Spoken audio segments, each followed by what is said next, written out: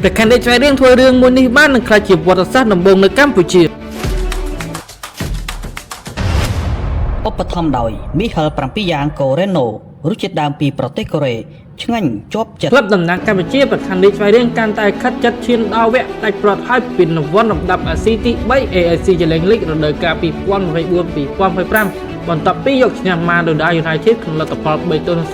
ជើងទី1វគ្គពាក់កណ្ដាលដាច់ប្រត់យប់ថ្ងៃទី 10 ខែមេសាឆ្នាំ 2025 នៅពហុដ្ឋានជាតិមរតកដៃជោជ័យជំនះនេះបានធ្វើឲ្យប្រធានលេខស្វែងរៀងមានទំនុកចិត្តក្នុងការធ្វើដំណើរទៅប្រកួតជើងទី2នៅប្រទេសឥណ្ឌូនេស៊ីនាថ្ងៃទី 17 ខែមេសាឆ្នាំ 2025 ប្រសិនបើធ្វើបានល្អនៅទឹកដីឥណ្ឌូនេស៊ីទៀតប្រធានលេខស្វែងរៀងនឹងបង្កើតប្រវត្តិសាស្ត្រថ្មីលើកដំបូងមិនធ្លាប់មាននៅទឹកដីប្រទេសកម្ពុជាយោងតាមមាត្រាទី 9.4 នៃលក្ខខណ្ឌរបស់សហព័ន្ធបាល់ទាត់ AFC ដែលគេហៅកាត់ថា AFC បានចែងថាឆ្នាំ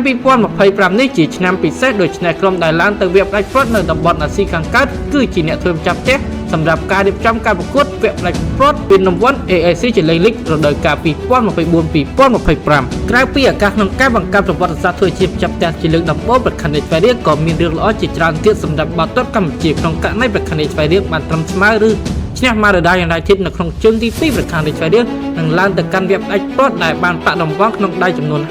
$50,000 រួចជាសាច់ទៅហើយលើពីនេះទៅទៀតក្លឹបបាល់ទាត់កម្ពុជាទំនងជាអាចទទួលបាន2កៅអីក្នុងពានរង្វាន់ AFC Champions League 2នៅរដូវកាល 2026-2027